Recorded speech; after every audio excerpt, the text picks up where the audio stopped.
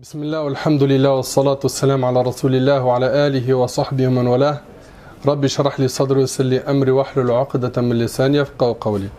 Mes chers frères, mes chères sœurs, assalamu alaikum wa rahmatullah. Tout d'abord, je remercie Allah subhanahu wa ta'ala de nous avoir réunis dans une parmi les maisons d'Allah subhanahu wa ta'ala pour l'évoquer, azza wa jal, pour apprendre plus sur notre religion. Puis je remercie mon frère Sofiane, jazallah khair, pour l'invitation et pour les efforts qu'il fournit dans cette mosquée, qu'Allah subhanahu wa ta'ala le récompense, lui et les responsables de cette mosquée, qui font beaucoup d'efforts. Jazakumullah khair. Donc aujourd'hui, avec l'aide d'Allah tabarak wa ta'ala, on va parler du comportement à adopter face à la divergence. Comme vous le savez, quand on chemine, on revient vers Allah subhanahu wa ta'ala, on rencontre des gens qui vont nous expliquer la religion, qui vont nous apprendre à prier, à faire les ablutions, apprendre notre croyance, etc. Et puis, souvent, on va rencontrer des gens qui vont nous dire « ça, c'est autorisé », d'autres qui vont nous parler de la même chose en disant que c'est interdit. Ou bien d'autres qui vont dire « ça, c'est sunnah », d'autres vont dire sur la même chose « c'est bid'a », c'est une innovation, ce n'est pas à faire. D'autres vont dire « c'est déconseillé », d'autres vont dire « non, ça, c'est autorisé, il n'y a pas de problème ». Et rapidement, quand on commence à apprendre la religion, on s'aperçoit qu'il y a des divergences. Des divergences entre les savants. Rahimahumullah. Comment est-ce qu'on doit se comporter? Est-ce que ces divergences sont un bien ou un mal? Alors déjà, on est en train de parler de divergence, mais divergence dans quoi? Alors, les savants ils disent que la divergence sur aslul milla, usul al-aqida, ça c'est un mal. Diverger sur la base du dogme, ça c'est un mal. Quelqu'un qui divergerait avec un autre, Allah, il y en a combien? Un ou plusieurs? On n'a pas à avoir ce type de divergence. D'accord? Par contre, là, les divergences qu'on va aborder, Inch'Allah, c'est dans al-furu'a. Que ce soit dans furu'a al-aqida, les branches de la croyance, ou les branches du fiqh, de la jurisprudence. Et les compagnons, radiyallahu anhum, ils ont divergé dans ces branches. Et avec ces divergences, ils se sont respectés. Et avec ces divergences, ils se sont respectés. Et malheureusement, aujourd'hui, on a des comportements très binaires. On va étudier chez un professeur, un cheikh, un imam. Tout ce qu'il va nous donner, on le prend pour argent comptant. De toutes les manières, tu n'as pas le choix. Hein, tu es obligé de faire confiance à ton professeur, à ton imam. Mais le problème, c'est quoi? C'est que toute personne qui va contredire son imam, il est pour lui dans l'égarement. Il est dans l'erreur totale. Et c'est ça qui est condamnable. Ton professeur ou ton cheikh, il n'a pas la vérité absolue. Surtout que les sujets sur lesquels nos frères et nos sœurs aujourd'hui divergent, c'est des sujets qui font partie du domaine des branches, des furu'a. C'est-à-dire que la tolérance est nécessaire dans ces types de divergences. Et concernant notre dars, Inch'Allah, il va se diviser en 4 parties. 1. La divergence est une miséricorde. La divergence est une miséricorde. 2. Les types de divergence. 3. Les causes de la divergence. Et 4. Le respect de la divergence. Ahbab el-Kiram, aujourd'hui on entend certains dire que les divergences dans les branches, c'est un mal. On entend al-khilaf ou shar. La divergence est un mal. Alors que quand on regarde des grands savants, des savants de référence dans notre communauté, tels que l'imam An-Nawawi, As-Suyuti, Ibn Taymiyyah et d'autres, ils disent que la divergence c'est une miséricorde. Je parle encore une fois des divergences dans, vous avez compris, hein, Al-Furu'a. D'accord? L'imam Al-Khatib Al-Baghdadi, rahimallah, il rapporte ceci dans son livre sur les biographies des transmetteurs d'après l'imam Malik, rahimahullah. Le calife Abbasid al-Rashid a dit à l'imam Malik, Malik ibn Anas, rahimahullah, ô Abu Abdillah, veux-tu que nous recopions tes livres et que nous les répandions dans toutes les contrées de l'islam pour obliger la communauté musulmane à les suivre? Voilà, on prend le Muwatta et on l'impose à tout le monde. Le Muwatta de l'imam Malik. Et l'imam Malik répondit: ô prince des croyants, les divergences des savants sont une miséricorde de la part d'Allah pour cette communauté. Ça, c'est l'imam Malik rahimallah qui a dit ça. Il a dit: ô prince des croyants, les divergences des savants sont une miséricorde de la part d'Allah pour cette communauté. Chacun suit ce qu'il estime être fondé, chacun désire Allah. L'imam As-Suyuti rahimahullah, dans son livre, sache que les divergences entre les écoles doctrinales ou rites juridiques constituent dans la religion un immense bienfait et une grande vertu. Cette divergence renferme un secret subtil, dit-il, que perçoivent les savants et qui échappe aux ignorants. Ça, c'est ce que dit l'imam As-Suyuti rahimahullah. Les compagnons du prophète alayhi salatu wassalam, eux aussi n'exprimaient pas des opinions similaires, mais leurs débats ont été tenus avec beaucoup de sagesse et de respect. L'imam Ahmad rahimahullah, d'ailleurs, on lui a dit, c'est un homme qui lui a dit qu'il allait compiler les divergences et il allait appeler ce livre le livre des divergences. Le livre des divergences. Et l'imam Ahmad rahimahullah, il lui a dit: Sammihi kitab as-sa'as, appelle-le plutôt le livre de la souplesse. Et ils ont été très nombreux à dire ce type de paroles. Et certains vont dire: oui, mais si tu dis que la divergence est une miséricorde,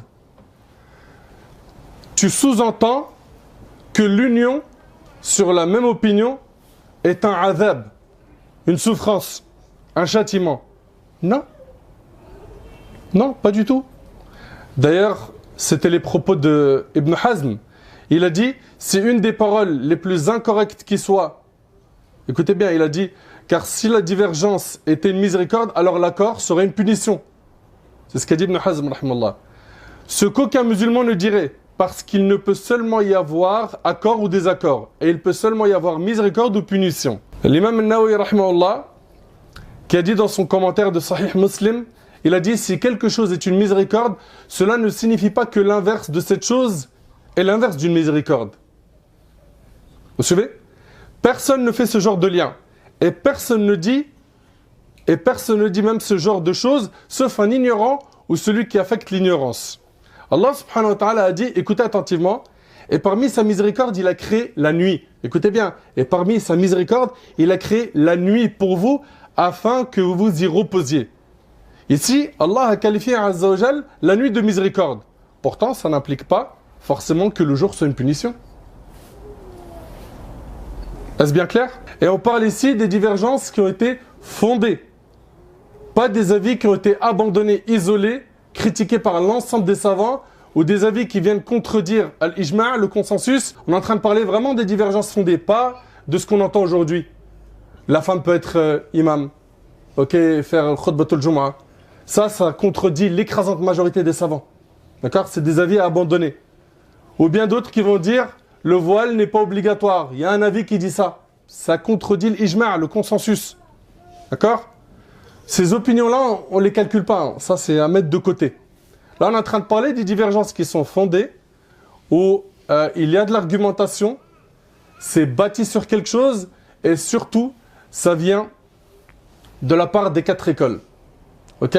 Ces 4 grands imams qui sont très connus, l'imam Abu Hanifa, l'imam Malik, al-Shafi'i et Ahmad, rahimallahu al-jami'. Ce sont ces 4 sommités qui se sont distinguées dans l'histoire de l'islam de par la profondeur de leurs recherches et la multitude d'élèves qui ont transmis leurs opinions partout dans le monde. Ils sont vraiment sortis du lot. Certes, à leur époque, il n'y avait pas qu'eux. Il y avait des grands savants. Mais eux sont vraiment sortis du lot. Rahimahumullah. Un parmi nos pieux prédécesseurs, Al-Qasim ibn Muhammad, le fils d'Abu Bakr as-Siddiq, radiyallahu anhu an jami' as-sahaba, il a dit: les divergences parmi les compagnons de Muhammad sont une miséricorde pour les serviteurs d'Allah. Également, l'imam Shatibi, rahimahullah, il a dit: une grande partie des pieux prédécesseurs a considéré que les divergences dans les branches de la religion étaient un des signes de la miséricorde d'Allah. Donc on est bien d'accord que les divergences dans les branches, c'est une rahma, c'est une miséricorde. Parce que vous entendrez autre chose sur ce sujet de la part de certains frères, de la part de certaines sœurs. Omar ibn Abd al-Aziz et Al-Qasim ibn Muhammad se sont rencontrés et commencèrent l'analyse de hadith, des hadiths du prophète sallam. Omar a ensuite commencé à parler des choses qui différait de ce que Al-Qasim avait mentionné. Et Al-Qasim allait lui donner du fil à retordre concernant cela. Et ceci jusqu'à ce que la situation devienne plus claire. Sachant cela, Omar lui dit alors, ne fais pas ça. Je déteste ôter les faveurs d'Allah provenant des divergences. Al-Qasim rahimahullah a dit, j'ai été heureux de la parole de Omar ibn Abdel Aziz. Regardez ce qu'il a dit Omar ibn Abdel Aziz, radiyallahu anhu. Je détesterais que les compagnons n'eurent pas divergé entre eux. Car s'ils n'avaient pas divergé, il n'y aurait alors aucune liberté pour nous. Vraiment, les compagnons sont des imams par lesquels les gens sont guidés. Si quelqu'un suit la parole de l'un d'entre eux, il est dans la sunna. Et ça, c'est bien à comprendre. Peu importe qui tu vas suivre des 4 écoles, tu es sur le droit chemin. Parce que ça aussi, on vient aujourd'hui nous dire, non, non, mon frère, le haqq, il est chez l'imam Ahmed. Le haqq, la vérité absolue, elle est chez Malik, elle est chez Abu Hanifa. C'est quoi ces comportements? Eux-mêmes, ces imams, n'adoptaient pas ce type de comportement. Fallah yajazikum khair, soyez très clairvoyants sur ces sujets. Ibn Taymiyyah rahimahullah, il a dit, le consensus des imams est une preuve indubitable et leur divergence est une vaste miséricorde. Vous voyez? Donc ça, c'était en guise d'intro concernant le premier point. Ensuite, deuxième point, les types de divergence. Il y a, comme on vous a dit, la divergence sur la base de la religion Aslul Millah. Et c'est à ce sujet qu'Allah Tabarak wa Ta'ala a dit « Wala yazaluna mukhtalifin illa man rahima rabbuk » Or, ils ne cessent d'être en désaccord entre eux, sauf ceux à qui ton Seigneur a accordé miséricorde. Ibn Hazm, Ibn Taymiyyah, l'imam Shatibi, Ibn Rajab et d'autres parmi les grands savants ont dit que le mot désaccord cité dans le verset concerne la base de la religion. La base de la religion. Quiconque est en désaccord avec le tawhid sort de la miséricorde d'Allah. D'accord? Ça, c'est donc le premier type de divergence. Ensuite, il y a le deuxième type de divergence, celui qu'on appelle al-khilaf al-furu', la divergence dans les branches. D'accord? Et dans les sujets où l'effort d'interprétation est permis. Al-masail al-ijtihadiyya. Quant à ce type de divergence, nos grands imams, parmi les pieux prédécesseurs, ont dit que cette divergence ne nuisait en rien. Les compagnons eux-mêmes ont divergé dans les furu' de la religion. Et malgré cela, Allah Tabarak wa Ta'ala a fait leur éloge dans le Coran. Vous savez, donc diverger dans la base de notre religion, la croyance, les bases, ça c'est pas bon. C'est blâmable. Mais dans le furu', c'est permis. Puis troisième point, quelles sont les causes de la divergence? Pourquoi est-ce que ces savants ont divergé? Alors, il y a plein de causes. Premièrement, la nature des gens. La nature même des hommes est d'être en désaccord sur toute chose. Les gens sur Terre n'ont pas la même nature. Ils ne sont pas tous de la même couleur, ils ne parlent pas de la même langue, ils n'ont pas le même comportement, la même intelligence, la même manière de penser, la même compréhension, la même manière de recevoir des informations. Dans toute chose, les gens ne sont pas pareils. Il n'existe pas deux personnes sur Terre qui peuvent être d'accord sur tout. Il y a sûrement des choses dont ils ne sont pas d'accord. Allah Tabarak wa Ta'ala dit dans le Coran, dans Surat Ar-Rum, Surat 30, verset 22, وَمِنْ آيَاتِهِ خَلْقُ السَّمَاوَاتِ وَالْأَرْضِ وَاخْتِلَافُ أَلْسِنَتِكُمْ وَأَلْوَانِكُمْ إِنَّ فِي ذَلِكَ لَآيَاتٍ لِلْعَالِمِينَ. Et parmi ces signes, la création des cieux et de la terre et la variété de vos langues et de vos couleurs. Il y a en cela des preuves pour les savants. Donc le fait que les gens soient différents est une chose qu'Allah Tabarak wa Ta'ala a voulu. Donc chacun a sa manière de comprendre. Chacun a une manière de penser qui est différente de celle des autres. D'accord? La nature des gens est donc l'une des raisons principales des divergences. Également le fait de ne pas avoir reçu la preuve. Il n'y a pas que ça, hein. Il y a plein de causes. Le fait qu'un tel n'ait pas reçu la preuve, le fait qu'un tel ait reçu la preuve mais n'ait pas compris la preuve comme tel autre savant. Ou le fait qu'un tel considère ce texte comme étant abrogé. Abrogé, ça veut dire il était autorisé de faire cela dans un premier temps, puis il y a eu une annulation de faire cette pratique. Une abrogation. Donc, le fait de ne pas avoir reçu la preuve. Il est possible que cela arrive à un cheikh aujourd'hui dans notre monde contemporain, mais c'est déjà arrivé aussi à l'époque de nos ancêtres, rahimahumullah. Ibn Abbas radiyallahu anhu rapporte, Omar ibn al-Khattab prit la route pour le Sham. Lorsqu'il arriva à Sarg, il trouva les généraux commandant les troupes, Abu Ubaïda ibn al-Jarrah et ses compagnons, qui l'informèrent qu'une épidémie de peste sévissait dans le Sham. Puis Abu Ubaïda lui a dit: ô prince des croyants, tu fuis le destin d'Allah? Omar lui a dit: je fuis le destin d'Allah vers le destin d'Allah. C'est-à-dire qu'il fuit la prédestination de la maladie vers la prédestination de la santé. On tire comme leçon de cette histoire que les compagnons ont divergé. Omar, c'est un grand savant. Il n'avait pas de preuve à ce sujet. Et c'est là que Abdurrahman ibn Auf, radiyallahu anhu, qui était absent pour quelque affaire, arriva à ce moment et dit: je détiens une science concernant ce sujet. J'ai entendu le prophète alayhi salatu wassalam dire: lorsque vous apprenez que la peste se déclare dans un pays, ne vous y rendez pas. Et si l'épidémie arrive quand vous y êtes déjà, n'en sortez pas. Et le hadith, il est rapporté par Bukhari et Muslim. Omar radiyallahu anhu remercie alors Allah et prit le chemin du retour. On voit ici que Omar radiyallahu anhu et un grand nombre de compagnons n'avaient pas de preuves dans cette histoire. Et donc le fait de ne pas avoir eu de preuves dans ce sujet a causé une divergence entre les compagnons. Également, le fait de ne pas savoir que la preuve qu'on utilise est abrogée. Par exemple, le prophète sallallahu alayhi wa sallam, il avait interdit de visiter les tombes. Puis après, il a dit: visitez-les car elles rappellent l'au-delà. D'accord? Donc c'était interdit dans un premier temps, puis après ça a été abrogé. Ça a été autorisé par la suite. D'accord? Donc le fait qu'un savant ne sache pas que la preuve qu'il utilise a été abrogée peut causer une divergence. Également, l'oubli est une cause de divergence. On rapporte d'Ibn Mas'ud radiyallahu anhu qui disait: un jour le prophète alayhi salatu wassalam avait prié. Lorsqu'il termina, on lui demanda: ô messager d'Allah, est-il arrivé quelque chose dans la prière? Il répondit: que s'est-il passé? Ils répondirent: tu as prié un nombre tel et tel. Ibn Mas'ud ajouta: alors il plia ses deux pieds, s'orienta vers la Qibla, se prosterna 2 fois, puis il mit fin à la prière, il se dirigea vers nous et dit: en vérité, si quelque chose s'était passé dans la prière, je vous en aurais informé. Mais je suis un être humain comme vous, j'oublie comme vous le faites. Si donc j'ai oublié, rappelez-le moi. Et le hadith, il est rapporté par l'imam Muslim. Il a dit: si vous doutez dans la prière, fiez-vous à votre bonne conscience et complétez, puis prosternez-vous 2 fois. L'oubli est donc une cause de divergence. Omar radiyallahu anhu, qui était un grand compagnon, a déjà été touché par l'oubli. Un jour, il oubliait le hadith de Tayammum que Ammar radiyallahu anhu lui avait rappelé. Je reviens donc à dire que l'oubli est une cause de divergence. D'ailleurs, il est possible que tu oublies quelque chose chez toi et que cette chose soit la cause d'une divergence entre toi et ton épouse. Et ta femme peut aussi oublier une chose et finir par diverger avec toi. L'oubli.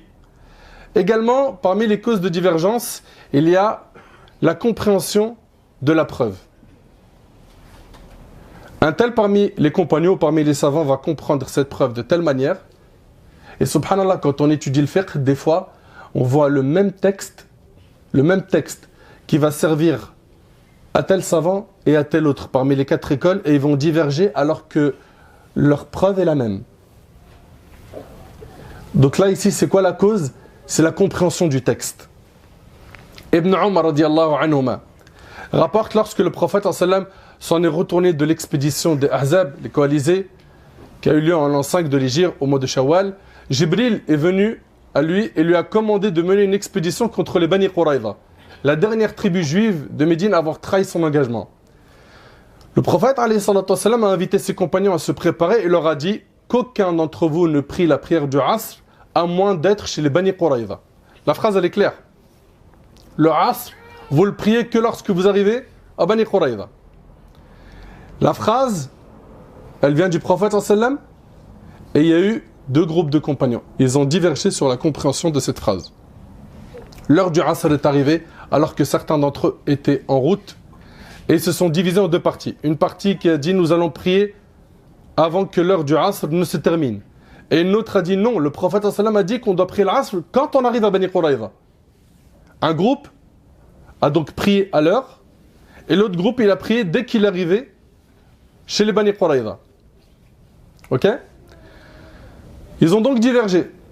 Certains ont prié l'Asr dès que son heure est rentrée, tandis que les autres ont retardé cette salat lorsqu'ils vinrent au prophète sallam et ils ont évoqué la divergence, il ne blâma aucun des deux parties. Et c'est rapporté par Bukhari et Muslim. Et sachez, mes frères et sœurs, que la compréhension des preuves est un don d'Allah, qu'Allah tabaraka wa ta'ala accorde à qui il veut. Al-fahm, comprendre, parce qu'on a beaucoup de gens aujourd'hui qui apprennent. Ils apprennent beaucoup, mais ils comprennent peu. Et al-fahm, le fait de pouvoir comprendre les textes du Coran et de la Sunna, parce qu'aujourd'hui on les voit, notre jeunesse, ils viennent avec un texte, ils te disent « Akhi, regarde la Sunna, tu vois pas là, hadith il est rapporté par Bukhari, tu comprends pas ?» On n'a pas de problème nous avec c'est rapporté par le Bukhari, « Ala al-ayn wa ras » Mais est-ce que tu as compris le texte? Tu as lu son commentaire? Tu sais ce que les savants ils ont dit sur ce sujet? C'est ça le problème, c'est qu'on n'a pas les bons réflexes. Pourquoi? Parce que ces jeunes, malheureusement, manquent d'éducation.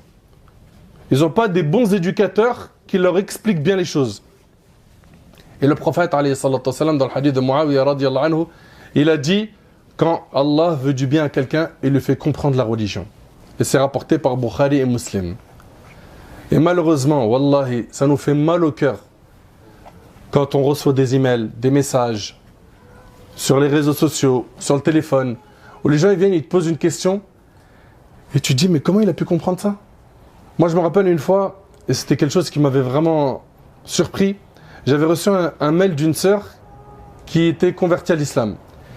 Et elle m'a dit comment faire avec ce hadith qu'on vient de m'envoyer. Et le hadith, il est rapporté par l'imam al-Nasa'i. Le prophète, alayhi salatu wassalam, dit, écoutez attentivement, Allah n'accepte aucune action d'un polythéiste, mushrik, devenu musulman, jusqu'à ce qu'il quitte les polythéistes. Je répète, Allah n'accepte aucune action d'un polythéiste devenu musulman jusqu'à ce qu'il quitte les polythéistes. En deux mots, cette personne qui s'est convertie à l'islam, tant qu'elle vit dans une terre de non-musulmans, eh bien, Allah subhanahu wa ta'ala n'accepte pas d'elle ses actions. Donc voilà, elle est venue avec ce hadith. Ok? Et vous avez sûrement déjà entendu ce hadith où le prophète sallallahu alayhi wa sallam, il dit: je me désavoue de tout musulman résidant chez les polythéistes. Eh bien, figurez-vous que ces deux hadiths-là, dans Fath al-Bari, le commentaire de Sahih al-Bukhari, Ibn Hajar, rahimallah, en commentant ces deux hadiths, il dit: cela s'applique à celui qui craint pour sa foi et sa condition religieuse.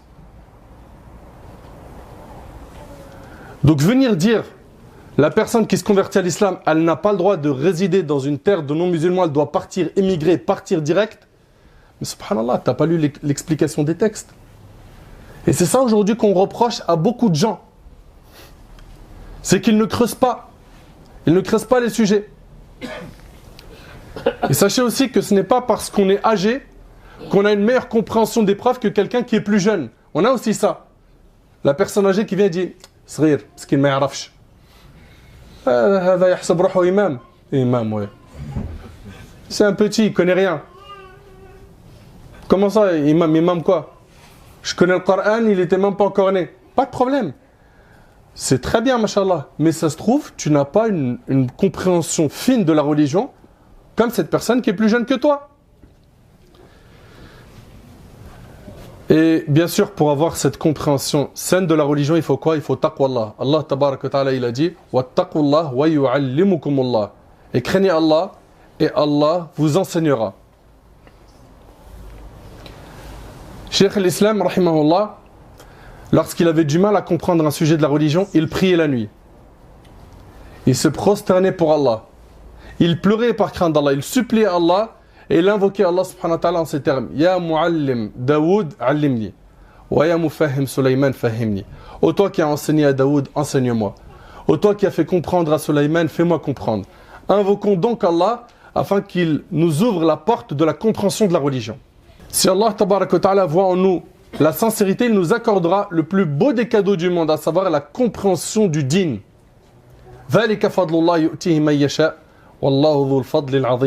Telle est la grâce d'Allah qu'il donne à qui il veut, et Allah est le détenteur de l'énorme grâce. Un jour, les compagnons du prophète sallallahu alayhi wa sallam ont exprimé un désaccord à Omar ibn Khattab radiyallahu anhu, car Omar, il avait pris dans son assemblée de consultation Ibn Abbas radiyallahu anhu. Ibn Abbas, il était jeune. Il était jeune comparé à d'autres compagnons. Et donc, ça ne leur a pas plu. Omar a voulu leur montrer que ce n'était pas par l'âge qu'on reconnaît une personne de science, ni par l'ancienneté dans la religion, mais par la sincérité qu'on a envers le Créateur. Omar voulut montrer qu'Ibn Abbas méritait bien sa place et qu'il avait de la science. Alors il demanda aux compagnons, que dites-vous de Surat al-Nasr? Vous la connaissez? Donc, dans la traduction des versets, Allah Tabaraka wa Ta'ala, il dit, lorsque vient le secours d'Allah ainsi que la victoire, et que tu vois les gens entrer en foule dans la religion d'Allah, alors par la louange, célèbre la gloire de ton Seigneur et implore son pardon, car c'est lui le grand accueillant au repentir. Omar radiyallahu anhu leur a dit, que dites-vous de ces versets? Ils dirent, nous disons qu'Allah a dit à son prophète que lorsque le secours d'Allah ainsi que la victoire te viendront, multiplie la demande de pardon et de repentir. Puis Omar s'est retourné vers Ibn Abbas et lui a dit, qu'en dis-tu ô Ibn Abbas de ces versets? Ibn Abbas a dit, j'ai un autre avis dessus. Omar a dit, fais-nous en part. Ibn Abbas dit alors, il s'agit de l'annonce de la mort du prophète alayhi salatu wassalam. Allahu Akbar. Je vais répéter les versets. Lorsque vient le secours d'Allah ainsi que la victoire, et que tu vois les gens entrer en foule dans la religion d'Allah, alors par la louange célèbre la gloire de ton Seigneur et implore son pardon, car c'est lui le grand accueillant au repentir. Ces versets-là annonçaient la mort du prophète sallallahu alayhi wa sallam. C'est-à-dire que par ces versets, Allah est en train de dire au prophète sallallahu alayhi wa sallam qu'il va bientôt mourir. Et Omar radiyallahu anhu a dit effectivement au Ibn Abbas, je ne sais rien d'autre au sujet de ce verset, si ce n'est ce que tu as cité. Subhanallah. Et comme je vous l'ai dit, la compréhension est un don d'Allah subhanahu wa ta'ala. Un don d'Allah tabarak wa ta'ala. Vous savez, il y a plein d'histoires qui montrent que les compagnons radiyallahu anhum, ils ont divergé sur certains sujets, mais ça n'a rien enlevé dans leur fraternité et dans l'amour et le respect qu'ils avaient les uns vers les autres. Abu Huraira radiyallahu anhu, vous voyez que celui qui se levait en état d'impureté majeure ne pouvait pas jeûner. Jusqu'à ce qu'il fût informé par une des épouses du prophète sallam du contraire, et une fois informé, il revint sur sa parole. On voit bien qu'il y avait des divergences à son époque. Ibn Amr, radiyallahu anhu an jami' as-sahaba, il était de l'opinion que quand une femme fait le ghusl, elle devait défaire ses nattes. Puis Aïcha entendit cela et dit, ô Ibn Amr, qu'est-ce que c'est étrange ce que tu rapportes? Il ordonne aux femmes de défaire leurs nattes, pourquoi ne pas aussi leur ordonner de se raser les cheveux? Je prenais mon bain avec le prophète sallam alors que nous étions en état de grande impureté dans un même récipient et je ne faisais pas plus que de verser 3 poignées d'eau. Ici on voit qu'Ibn Amr était en divergence avec Aïcha radiyallahu anha. Uthman ibn Mas'ud, 2 grands compagnons radiyallahu anhuma, ils ont divergé. Il est rapporté dans Sunan Abi Daoud que Uthman ibn Affan a prié durant les jours de pèlerinage 2 rak'at. Et ce, tout le long du premier moitié de son califat. Pour le reste de son califat, il a achevé 4 unités à Mina. Et on sait qu'à Mina, la sunna, c'est 2 rak'at sans faire jama', sans faire le regroupement des prières. Chaque prière elle est priée en son temps et les prières de 4 sont réduites à 2. Et Uthman ibn Affan radiyallahu anhu, dans le reste de son califat, il a prié 4 au lieu de prier 2. On s'est référé alors à Ibn Mas'ud pour s'enquérir sur la question. On lui a dit que Uthman a achevé 4 unités de prière. Alors Ibn Mas'ud radiyallahu anhu a dit, et il a dit Inna lillahi wa inna ilayhi raji'un. Il n'a donc pas agréé ce que Uthman radiyallahu anhu a fait. Cependant, quand il fit la prière derrière Uthman, il a fait comme lui. Il a prié 4. Il n'a pas dit non, la sunna c'est 2, je vais aller moi faire un groupe de compagnons et on va nous faire la sunna et diverger avec le calife. Subhanallah. Et quand on lui a dit, mais tu es en désaccord avec lui et tu pries derrière lui, malgré le désaccord, qu'est-ce qu'il a dit? Il a dit Al-khilafu shar. La divergence est certes un mal. Pourquoi diverger avec nos frères dans le furu' et se désunir pour ça? Et en réalité, quand on creuse, on s'aperçoit que la plupart des gens qui ne tolèrent pas d'entendre d'autres opinions fondées, des divergences qui sont fondées, la plupart du temps, c'est quoi? C'est à cause de leur ignorance. Ils n'ont pas étudié. Et quand on étudie, ça y est, ça se déverrouille. on a plus de facilité à accepter d'écouter d'autres opinions, qui sont fondées bien sûr. Omar et Abu Bakr, ils ont divergé sur ce qu'ils allaient faire aux esclaves de Badr. Les exemples, ils sont très nombreux. Subhanallah, les Muhajirin et les Ansar, ils ont également divergé sur un sujet. Vous savez, c'est rapporté par l'imam Muslim. Les Muhajirin et les Ansar, ils ont divergé concernant quand est-ce que le ghusl devient obligatoire. Alors les Ansar, ils ont dit le ghusl il est obligatoire quand il y a une éjaculation. Et les Muhajirin, ils ont dit non. Les Muhajirin, ils ont dit non. Ils ont dit le simple rapport nécessite le ghusl. Alors Abu Musa al-Ash'ari, radiyallahu anhu, il leur a dit je vais m'occuper de cette affaire. Et il est parti voir Aïcha, radiyallahu anha. Et ici, il y a plein de leçons. Un, c'est qu'il n'y a pas de pudeur dans la science. C'est-à-dire que c'est un sujet qui est sensible. Mais quand il s'agit d'apprendre, il faut que tu questionnes même si tu as honte. Questionne avec les meilleures formules, les meilleurs propos, les meilleures paroles. D'accord ? Il ne faut pas que ta pudeur t'empêche d'apprendre la religion. Et donc Abu Musa al-Ash'ari, quand il a posé la question à Aïcha radiyallahu anha, elle a expliqué que lorsqu'il y a la pénétration donc du sexe de l'homme et celui de la femme, eh ben, il y a obligation du ghusl, et dans une version de Muslim, même s'il n'y a pas eu d'éjaculation. Donc on comprend ici que les compagnons radiyallahu anhum, ils ont divergé. Ils ont divergé et ils se sont respectés. Ils ont divergé et les 4 écoles après eux ont divergé, les savants après eux ont divergé. Pour ce qui est des 4 écoles, on les voit toujours, ces mêmes sujets. Celui qui dit que le niqab est obligatoire, d'autres... Le niqab est obligatoire chez l'imam Ahmed, les 3 autres ont dit que ce n'était pas obligatoire et ils se sont respectés. Chez l'imam Abu Hanifa, lui, il considère que même les pieds ne sont pas une awra pour la femme. Les autres savants considèrent que c'est une awra. Et ça s'appelle des divergences qui viennent de sommité. Pour ce qui est du liquide spermatique, l'imam Malik et Abu Hanifa, ils voient que c'est impur. Et l'imam Ahmed et Shafi'i disent que le liquide spermatique est pur. Contrairement à l'imam Abu Hanifa et Malik. Les contemporains, pareil, ils ont divergé. On entend souvent les noms de plusieurs shuyukh parmi les contemporains, tels que Cheikh Ibn Baz, Al-Uthaymin, Al-Albani. Beaucoup de ces noms, rahimahumullah, ils ont divergé entre eux. Dans le chapelet, par exemple. Le chapelet, Cheikh Al-Albani voit que c'est une innovation. Cheikh Ibn Baz et Cheikh Al-Uthaymin, ils disent que c'est autorisé. Et c'est aussi l'opinion d'Ibn Taymiyyah. Et certains compagnons ont même utilisé des pierres dans tasbih et ça ne dérange pas. Mais le problème, c'est quoi? C'est moins tu étudies, plus tu es dur et tu es rigide. Plus tu étudies, plus tu apprends, plus ça se décoince. Et plus tu dis, subhanallah, j'aurais dû me taire tel jour. Pourquoi est-ce que j'ai blâmé un tel alors que... Pareil, dans les appellations aussi, lui dit, obligatoire de s'appeler salafi, lui dit, arrêtez un peu avec tout ça. Arrêtez, Allah barik fikum. Les opinions existent des savants, il y a des divergences qui sont fondées sur ces sujets. D'accord ? Que celui qui adopte telle opinion ne blâme pas l'autre. Ne blâme pas l'autre. Maintenant, on attaque la dernière partie qui est Adabul Khilaf, le respect de la divergence. Le respect, notre communauté souffre des divisions et des divergences. Et malheureusement, même au sein des imams. Les imams, même, subhanallah, les gens qui ont étudié, qui tiennent des mosquées depuis des années et des instituts, illa man rahimallah, beaucoup d'entre eux, malheureusement, sauf ceux à qui Allah fait miséricorde, ils sont des fois rigides dans certains sujets.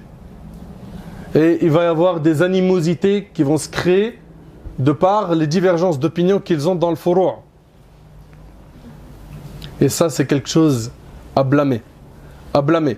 Et aussi, une autre chose qu'on vous demande, Inch'Allah, d'éviter, s'il vous plaît, barakallahu fikum, c'est l'attachement aveugle qu'on a aujourd'hui à nos imams, à nos prêcheurs, et le culte de la personne qu'on voit aujourd'hui. C'est impressionnant de voir à quel point aujourd'hui un tel ne tolère pas que tu dises que l'imam ou le prêcheur ou le cheikh ou ton professeur que tu suis, il n'est pas d'accord avec lui. Et tout de suite on voit quoi? Ah, il n'est pas d'accord avec mon prof? Je lui serre plus la main, je lui parle plus. Pourquoi?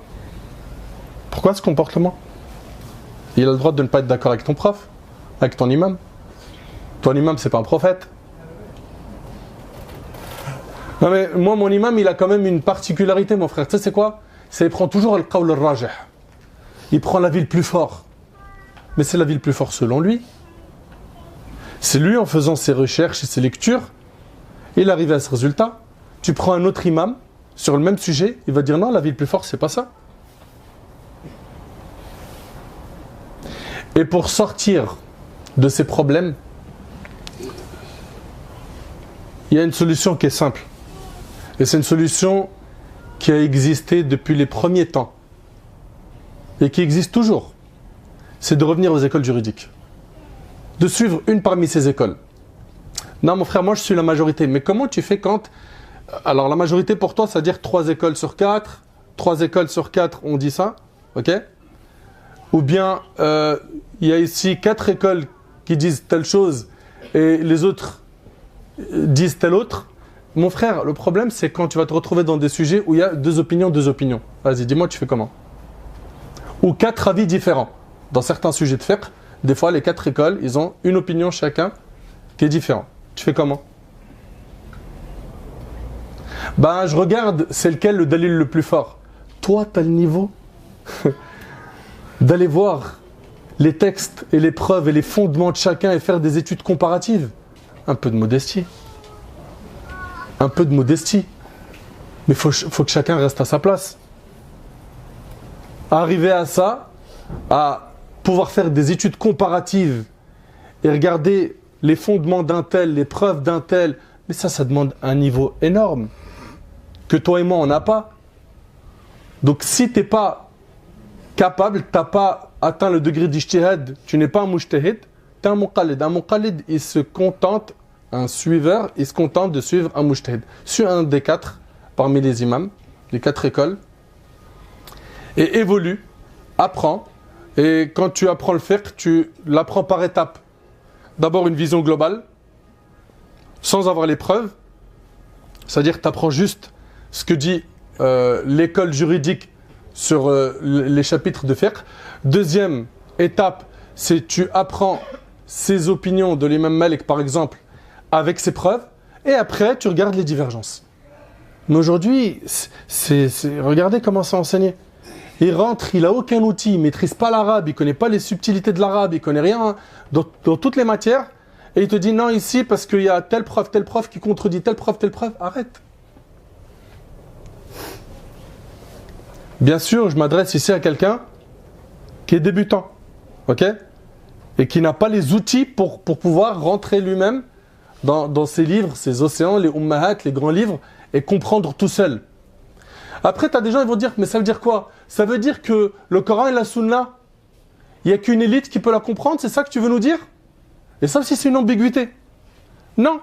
Le Coran, tu veux le lire pour le méditer, pour te rapprocher d'Allah, comprendre ce qu'Allah veut de nous. Bien sûr que tu peux le faire. Et ça, c'est accessible à tout le monde. Mais extraire les règles juridiques du Coran et de la Sunna, ça ne t'appartient pas, désolé.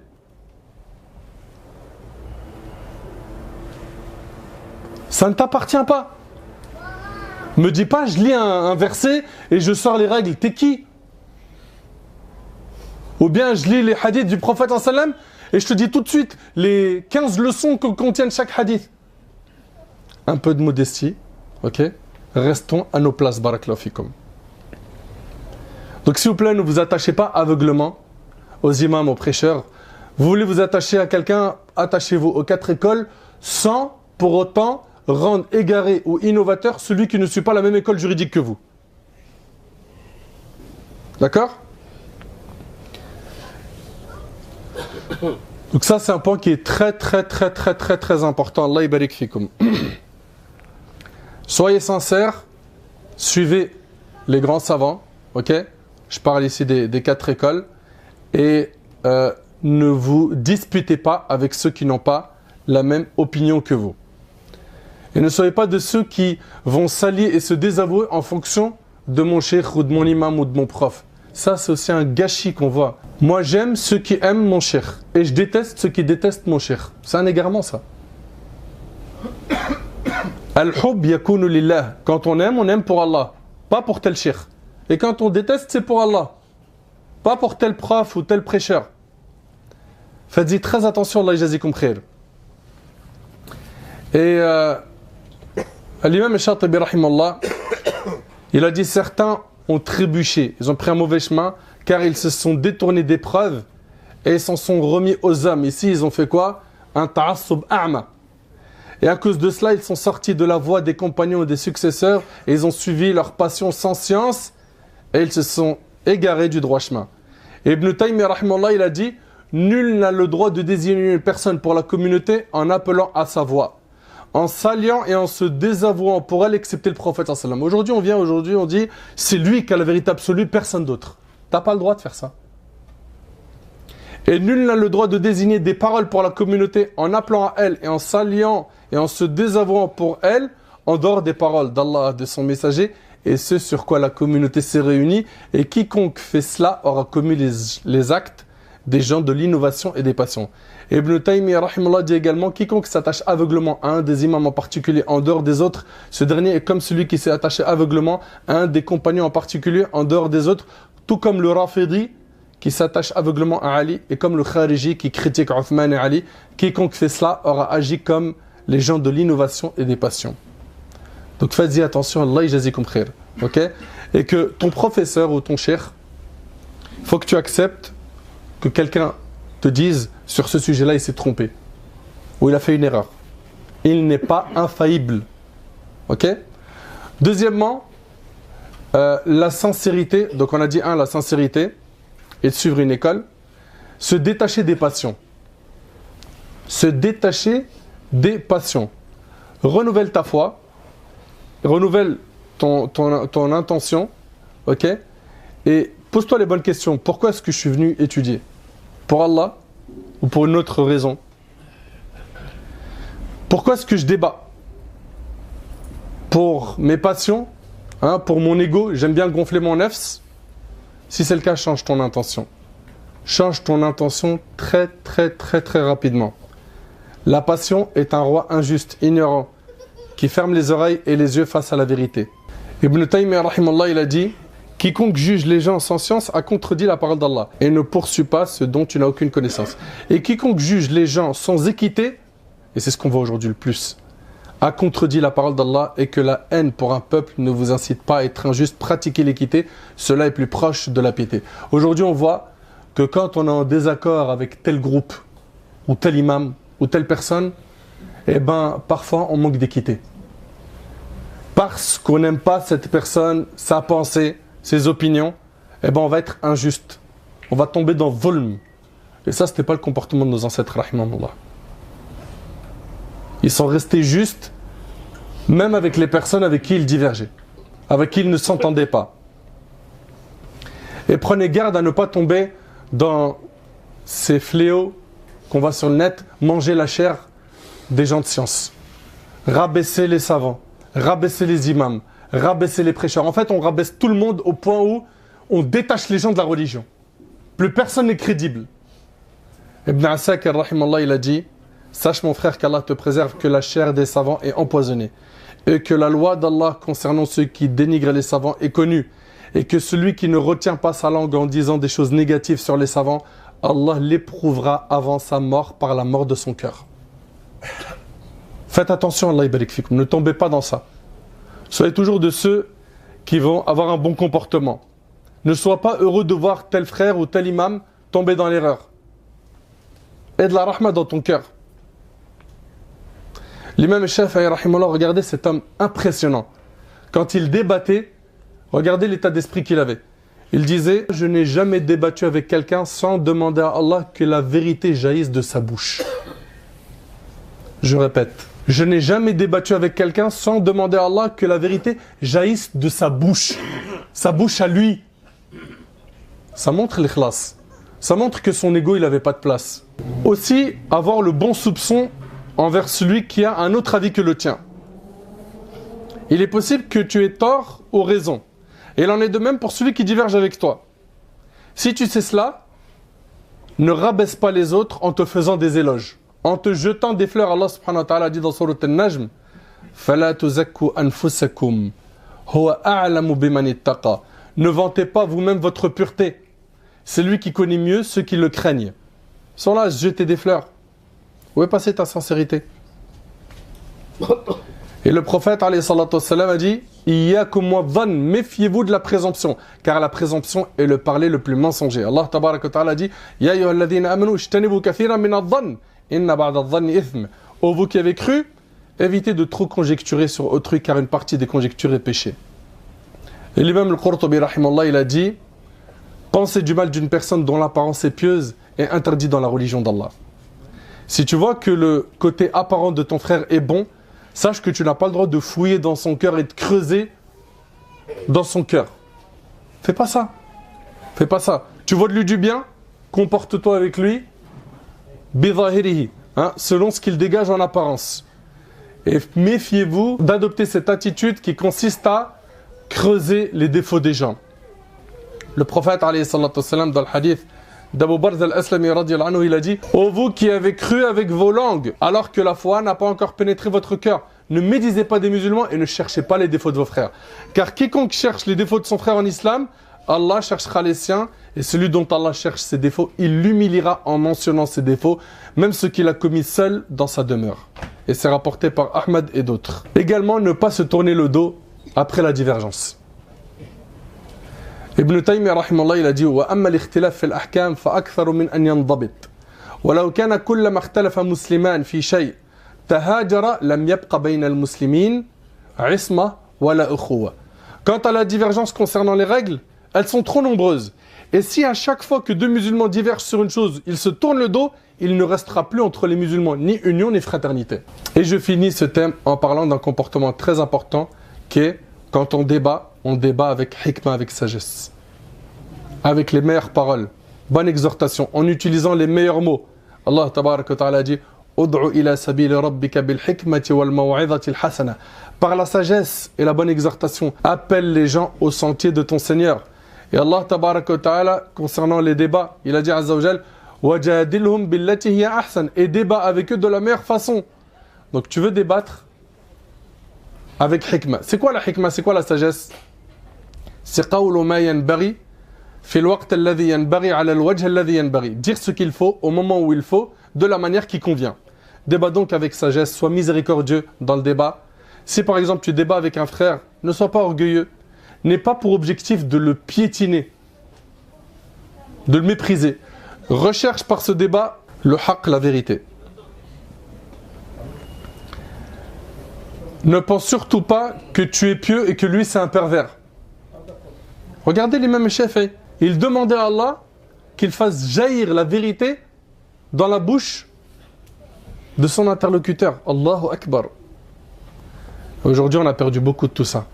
On a perdu énormément de tout ça. Et un savant, un mujtahid, un grand savant qui fait des efforts de recherche, il fait un ijtihad, et il se trompe, il a quand même une récompense. C'est-à-dire qu'on doit respecter les ulama, même si ils n'ont pas vu juste sur tel ou tel sujet. Amr ibn al-As radiyallahu anhu rapporte qu'il a entendu le prophète sallallahu alayhi wa sallam dire quand le juge fait effort d'interprétation du texte dans son jugement. Dans le hadith, il est dit le juge, et Cheikh al-Uthaymin a dit dans le sharh du hadith que le mufti est aussi concerné par ce hadith. Si son interprétation est juste, il a 2 salaires, 2 récompenses. Et s'il s'est trompé, il a quand même une récompense. 2 récompenses, pourquoi? Pour avoir trouvé la vérité, et l'autre pour avoir fait l'effort de recherche. Et pourquoi celui qui n'a pas eu juste, il a quand même une récompense? Parce qu'il a fait l'effort de recherche, et c'est rapporté par Bukhari et Muslim.